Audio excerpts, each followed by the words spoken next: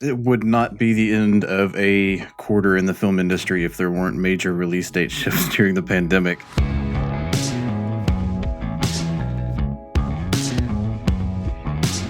This is the Box Office Podcast. I'm Russ Fischer, the editorial director of the Box Office Studios, which provides editorial content to movie theaters. And I am joined by a roster of 3 Box Office Pro All-Stars: Daniel Loria, the editorial director of Box Office Pro; Rebecca Pahle, the deputy editor of Box Office Pro; and Shawn Robbins, the chief analyst at Box Office Pro. This week, we're going to be hearing from and analyzing some insights from execs at 4 major theatrical circuits. But before that, we have 2 big news items to discuss, and this episode is really going to kind of hinge around. In fact, this is the second time we're recording this portion because there had been one major news story before we recorded it, and then after we were done, another one broke, and we realized that they're too interrelated for us to be able to somehow just do a little addition. So, Rebecca, let's talk first about the initial big news item, which was that Regal Cinemas are planning to reopen in the U.S. and have made a deal with Warner Brothers, which affects theatrical windows. It's a bit of a good news, bad news this week. So I don't know about y'all, but I'm happy to start with the good news. Yeah. Regal is indeed reopening its theaters in the United States. It will be opening some theaters on April 2nd, playing Godzilla vs. Kong, and then a larger number of theaters on April 16th with Mortal Kombat. Now, to specify, this is Regal operations in the U.S. We are not talking about the UK locations of Regal's parent company, Cineworld. The latest update from that is that cinemas in the UK will be able to open as soon as May 17th. It might be later than that. We're still waiting to see. But with markets opening up in the United States and capacity restrictions easing, we are going to see Regal locations open up in the United States throughout April. Now, you'll notice those cinemas are opening with 2 Warner Brothers titles, and that's the other big piece of this news. Namely, that Cineworld has come to an agreement with Warner Brothers to screen their films under a 30 to 45-day theatrical exclusivity window, moving on into 2022.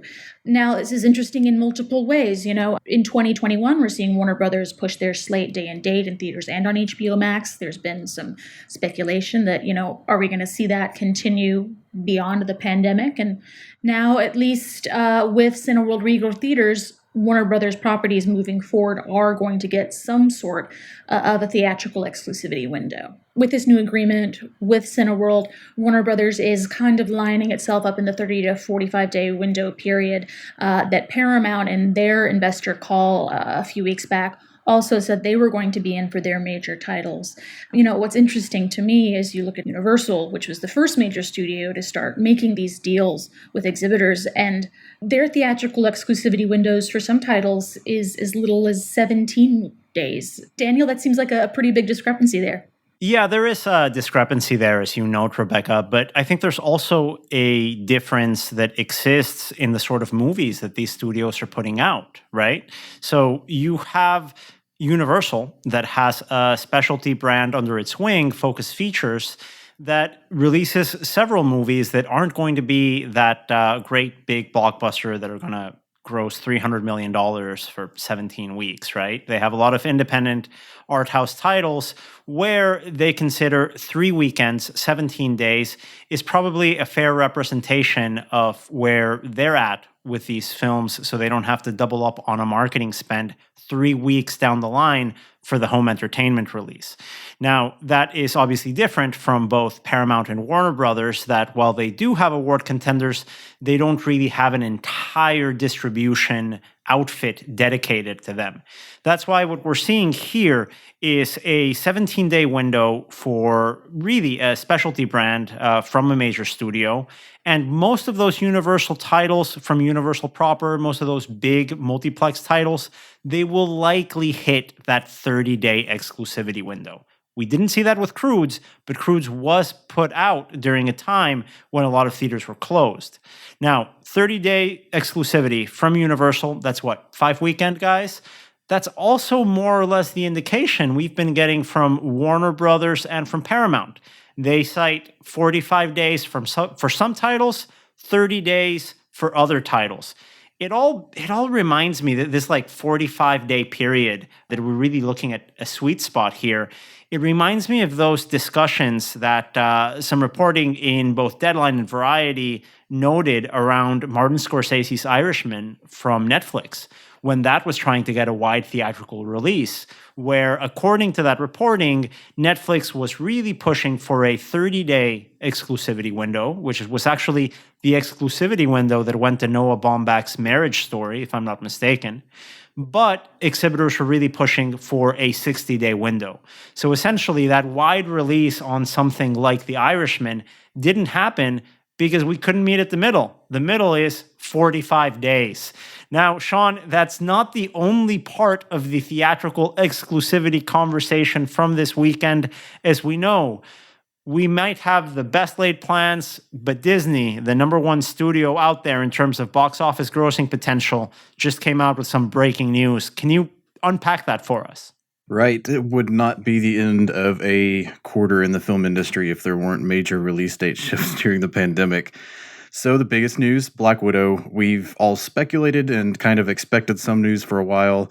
Disney made it official today. They'll be moving that film from May 7th to July 9th, and will now be releasing it day and date on Disney Plus with theaters, and it will be part of the streamer service's Premier Access, meaning there will be an additional charge for it.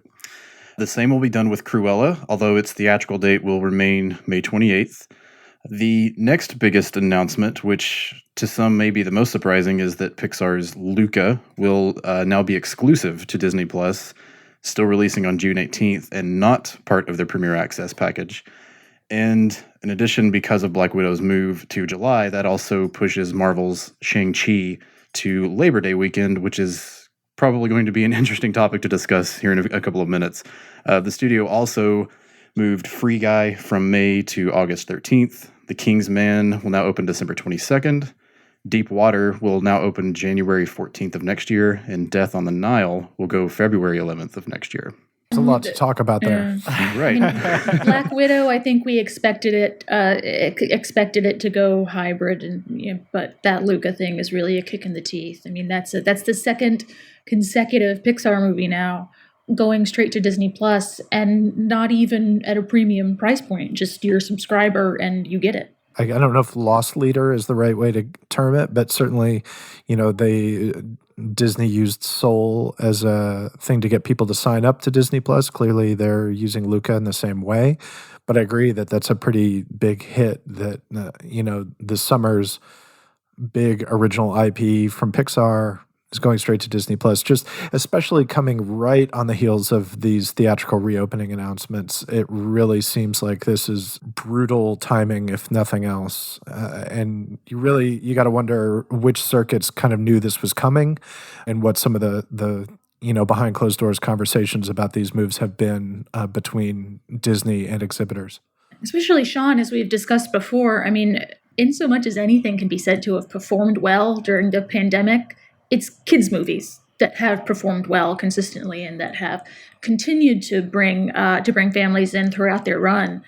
Films like Croods, films like War with Grandpa, Tom and Jerry and its great opening weekend. I mean, going into summer with a big theatrical Pixar movie for movie theaters would have been spectacular. Right. On paper, it looked like a home run, all things considered, with the news we've had for the past month of reopenings and a lot of speculation that seating capacities can increase from 25 to 50% in major markets by June, if not before. I think there's going to be a lot to unpack with Luca. Maybe one of the considerations, which will also relate to Black Widow and virtually all of their films, is that they're looking at the trends of the pandemic in overseas markets. Because Pixar brands do tend to play very well in certain areas like Latin America, and Black Widow is a movie that will play everywhere. So, yeah, there's just really I think there are so many moving parts to these decisions, but it really is. I tend to agree with all of you. It's the most surprising out of, I think, the announcements today. Compared to Luca, it's not nearly as big a question, but I do wonder, Shawn, what you think about Marvel's Shang-Chi going to Labor Day weekend. Labor Day weekend, not traditionally a big weekend for box office. Obviously, this year, there's reason to wonder if that might be a little bit different. Marvel also perhaps changes that equation a little bit, because if anything can pull audiences in, maybe it's Marvel. It's also an original IP from Marvel is not the way to put it, but it's a new character coming to the big screen. It's not a character we've seen on the screen before. It's Marvel's first movie that is basically led by an all-Asian cast. So there's a lot of interesting aspects to Shang-Chi. What do you make of that going to Labor Day? I think it follows in line with other release movies we've seen, like James Bond going into October, when that film typically would have either opened at the heart of holiday season or previously at the heart of summer. Of course, it was slated to go in the spring at one point.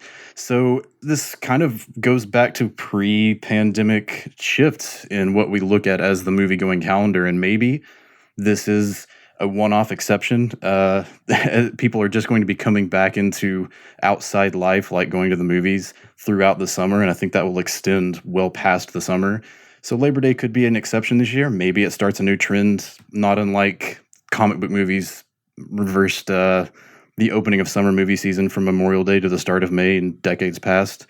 Marvel has this domino effect. Anytime one movie is shifted, they have to consider what's going to happen with the other releases. And with 4 movies slated to come out this year, that's what makes Black Widow moving to a day-and-date release not terribly shocking. But it also means that both of these films can now open without impacting the release date of The Eternals and Spider-Man at the end of the year. Do you think this has anything to do with Marvel? Let me think of how to word this. I guess it's really that at this point, it kind of feels like Black Widow's moment has passed. And in a way, it's almost like, we've had Black Widow as a thing on the slate, not just for the past year and a half, but because it already felt like a movie that Marvel should have done a long time ago. I'm not saying this is doing justice to the film, but I do wonder if from Marvel's perspective and Disney's perspective, it's just kind of like, you know what, we've got these other movies in the queue. Let's just move forward with this stuff and do what we can do with Black Widow. That's a fair question too, and we don't have that context of knowing what this film is about, how it relates or doesn't relate to other movies, and yeah, I think it's absolutely appropriate to ask that question of, even if it could still be a big hit. I think being the first Marvel movie to come to theaters itself will be an attraction, especially since it's a well-known character. But even before the pandemic and the delays hit, there was speculation that this being a prequel might shed some of its event status. At this point, anything's on the board though, because it'll be essentially the first Marvel film in 2 years, and there's never been a gap that long for the studio. It's a crazy time right now where not only are these changes happening, but we're seeing a major studio that made a huge amount of money from movie theaters take premium content like this Pixar release, remove it from a period where movie theaters around the world could absolutely use a title like that. And I mean, they could have easily rescheduled it. They didn't. They decided to prioritize their streaming presence. The theatrical market is no longer alone for premium first-run product. It is part of a wider conversation. And I think we start having to look and consider these titles and their success at the box office under radically different lenses. So with that preface, Shawn, and it might be a little bit too early to tell, especially because the movie has been shifted from May to July, but you had run some models on what a day-and-date debut for Black Widow could bring in terms of box office forecasting. What are we looking at now that we know it's both day and date? And what could we have looked at had it been exclusive to theatrical? Take your pick from the scenarios. I think I would say, so I think looking at this from the perspective of it having remained on May 7th, exclusive to theaters, that was the potential jolt to bring back a wide swath of moviegoers. Opening numbers wise would have depended on capacities, but let's say for the sake of argument, they were back up to 50% or higher in major markets.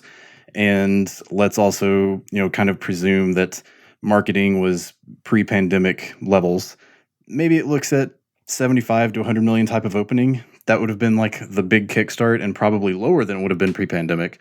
But there's so many scenarios we have to consider, because this movie, like the rest of the industry, has been at the mercy of vaccine rollouts and every other possible tangential connection with the pandemic.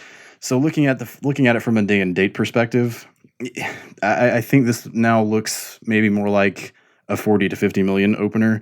This is very early speculation. I think models will change. They have about 3 months to change, and we honestly just don't have a lot of comparison points to look at. But, it's very hard to see it maximizing its theatrical potential now. But on the other hand, I do see a lot of people looking at this as a movie that they want to go see in theaters, even if it is available on streaming for an extra $30. Right. This is still a destination movie, right? It's still something that anyone that really wants to go see, that engaged fan base, they'll see it when it comes out. I think where we might see a difference is in how well it holds in subsequent weeks, right? A little bit of a Wonder Woman 1984 scenario where the fans that were always going to see it in the theaters will see it in the first 2 weeks. After that, the people that might go see it, well, now they might go see it at home. It'll be interesting to see how it develops. Shawn, my follow-up to that has to do with the schedule. Now that we have the shift from Disney and the changes that have happened, 2 questions here. What can movie theaters really expect from now to Memorial Day? Because really, outside of Warner Brothers with Kong vs. Godzilla, I think Universal has nobody coming up. And then you've got Mortal Kombat in mid-April. It's looking a bit iffy there until Memorial Day. And the follow-up is, are there any titles now that you expect to change with the latest news from Disney? And if I could tack on to that, just in a general sense, I mean, with all the factors that Daniel mentioned, with Black Widow moving, with whatever release dates change as a result of that, and with Regal opening now, what does May look like? Because I think that's a factor that needs to be brought into consideration as well. So let me start with, I think, looking at the schedule before Memorial Day. May is barren now compared to what it looked like this morning and even just a couple of weeks ago, because we also have to remember that Sony just recently pulled Peter Rabbit out of that month into a little bit deeper into the summer. So with what Disney's done with their slate, they've taken 2 key titles out of that first 2/3 of May, and now we're left with very little in the way of major studio wide releases, not just in May before Memorial Day, but also April. I think that will probably factor into some theater reopening decisions, but on the related side of that, this also opens up the opportunity for other studios to move into that window, which is not unprecedented, because we've seen films like A Quiet Place Part 2 from Paramount move up several months to that Memorial Day slot as they've seen the trends improve with regard to the pandemic and reopenings. So as maybe negative as this news is viewed at the moment while we're recording, who knows? Maybe a film like a Top Gun probably remains in July, but you could have something like Hotel Transylvania 4. If it's finished, it's currently slated to open in July. It now has a wide open runway in May and June because there aren't any animated family films opening with Luca being absent. I think those are just a few examples. Who knows what else could move up, if anything does. And, and Rebecca, to your question about Regal, that's a tough one to really address, I think, because this is an announcement coming on the heels of their own announcement. And I think we all would kind of imagine that they had some insight as to what Disney was about to announce and are factoring that in. To me, I think on the broad scale, this just lengthens that transition and that recovery period we've all talked about. We all kind of hoped the big return to moviegoing would be in May, but now we're looking at, probably July, and there will be a few months of lead up to that. And we just kind of have to take this a weekend at a time. Yeah, unfortunately, Shawn, that's what it's looking like. July return to the movies with a slow ramp up really occurring through April, May, and June. Thanks for those insights. We'll definitely be updating all of our forecasting and analysis on boxofficepro.com. Shawn's weekly column on a weekend forecast can be found every Thursday. And on select Fridays, we are also running our long-range forecast, looking at the next months ahead in the theatrical release schedule. Now, moving on to our feature segment, we have the opportunity to bring in some insights from colleagues at 4 of the biggest circuits in the domestic market who shared their insights and experiences from the reopening process at our most recent webinar, focusing on our annual Giants of Exhibition list. Now, with much further ado, let's kick this off, Rebecca. I know we've got some really great quotes from some of our participants, including Regal's COO, Matt Eyre. Yes, Daniel, and when we spoke to Matt, Regal had not yet announced that they would be reopening, as they are in mid-April. But really, some of what he had to say was appropriate for the situation that Regal is in right now. Namely, he spoke about the fact that, Regal Cinemas were open for a period in September surrounding the release of Tenet. So in terms of kind of developing these operational and sanitational strategies, they already have that baseline in place. But he had some interesting things to say about bringing Regal back online in the U.S. and specifically how they're going to be able to do that, given the staff that they've been able to keep on and kind of the boots on the ground knowledge that they've been able to maintain over this last year. When we do come back, people know we're back, know that we're safe. We certainly didn't get any impression from our guests that they felt unsafe when they came back in September. But we just physically calculated that we were financially much better off being closed. We did all the calculations and we couldn't figure out how to, with our rents, leases, payroll, etc., we just couldn't stay open in these circumstances. What we have done is we've kept a good portion of our management team on. We've kept our district managers on. We've kept our regional directors on, ready to get open. And what these guys have done in the background has been simply remarkable. We've learned a heck of a lot about how to do things better, do things more cost effectively. Our GMs and our district managers have learned how to do things that they've never had to do in the past, which has been an amazing thing to see. All these things that companies spend a lot of money on in the past, we figured out how to do it ourselves. So we stand in good stead when we come to reopening. Ken and his marketing team are working hard on the Regal Crown Club, keeping everybody aware of what we're doing and how we're doing. Of course, we've got the private screenings ready, locked and loaded, ready to go. Working with our Crown Club on keeping those guys heavily informed about everything that we're doing. And when we see possibilities to open, like I said before, we need to see a steady lineup in the studios before we commit to opening. But we don't see that being too far away right now. So indeed, that reopening ended up not being too far away. And our next clip comes from Wanda Gearhart, Cinemark's Executive Vice President and Global CMO. Theatrical business, we're over, 100-year-old industry. We've always been innovating. We wouldn't have stayed alive during that 100 years, right? But I think this last year caused all of us, you all would probably agree, we had to innovate faster than we've ever had to innovate. And, the mantra around Cinemark was really act like a startup. So what can we do, and ideas that we can come up with to help drive business and to help fix and encourage customers to come back. So one of those is we've always rented out our theaters to businesses and to customers who want to watch a showing, a premiere, all those things. And we made that journey completely as easy as booking a ticket. So instead of having to go through that day-long process with us, you could get online and actually book your own private auditorium to watch a movie with your own pod of people. That was a huge success for us. And we did that just listening to the customer's needs. How can we innovate? What can we launch quickly to compensate for that? And also our mobile concession. So again, trying to think of that customer service journey. We've been starting that pre-pandemic, and then we just upped the ante and said we have to launch snacks in the tap. They need to be able to order their concessions ahead of time, get it delivered to the seat, again, making it a completely contactless journey for the customer when they enter our theaters with their ticket and their concession purchases.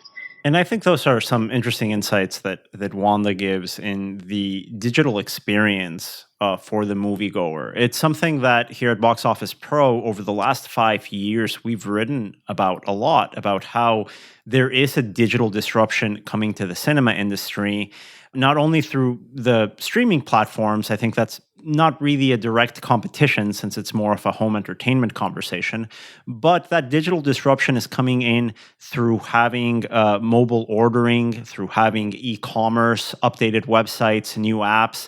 We've really seen that explode over the last couple of years, really revolutionizing the way that folks are buying movie tickets, buying concessions. We've often said it, that the pandemic has sped up some of these changes. I think that's certainly the case when we look at the impact of e-commerce at the cinema. And related to that positioning that Cinemark is having around its digital presence, we have a circuit like Cineplex up in Canada, which not only has the digital presence through the e-commerce channels, they also have their own streaming and home entertainment app, the Cineplex Store. And Sarah Moore, the Senior Vice President of Marketing over at Cineplex, was able to speak a little bit more on that topic. We're in a bit of a different position than others in the industry, that we have a digital store offering, Cineplex Store, with titles. So we've gotten really good at understanding the entire life cycle, like a guest life cycle in terms of how they engage with it, but also the life cycle of that title. So we've been able to really get, it's helping deepen the understanding of our guests. We've got a whole new, as we build our database and do more modeling on our guests, we now have a whole raft of data in terms of how they consume digital content as well with us. We already had a very strong loyal database through our loyalty program, through the Scene program. But now it's multifaceted. So now we know that we can use all of these additional levers and data points to really market those titles better that you're talking about. So we become better theatrical marketers because we have a really robust understanding of customers and when and how they're choosing to consume titles and which titles. So we're really going to double down on that data and those learnings to really be able to maximize at each part. So making sure that we maximize the theatrical experience for guests who need to see it and want to see it and come out and see it in all of its premium offerings, and then really work with the guests through the entire life cycle to make sure that we are delivering and offering up the content that they want. And I think that's the number one takeaway that I personally got from that Giants of Exhibition live session. There's been so many seismic changes to the exhibition industry by necessity due to the COVID-19 pandemic. And what you have to ask yourself, and what these theaters are asking themselves, is which of these changes moving forward do you keep? You have things like mobile ticketing. You have things like exhibitor PVOD. In the case of Marcus and many other circuits worldwide, and you have private cinema rentals. Ann Stadler, CMO of Marcus, actually had a great analogy likening this last year to building a house of cards where every few weeks it felt like the ground would shift underneath you and everything would come toppling down and you'd have to start rebuilding. And what we are looking at now is as the ground gets a little bit more stable, you're building a house that's a little bit more stable than a house of cards. Which of the changes to the status quo that we've seen over this past year are going to be longer lasting? When we think back a year ago, as leaders, it felt like we were building a card tower. And we were given a deck of cards and we needed to start building. And then throughout the course of the day, whether it be an email or a call, whether it be government mandates, whether it be a film falling, whatever it was, we just kept having these card towers fall. And so trying to stay positive and trying to say, you know what? There's a lot of ways that we can do this. There's a lot of partners and a lot of people here who are committed to the industry. Let's make it happen.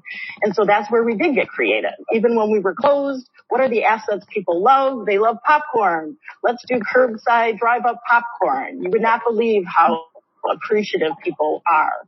And just being able to have those associates be able to interact with customers was huge from a morale standpoint.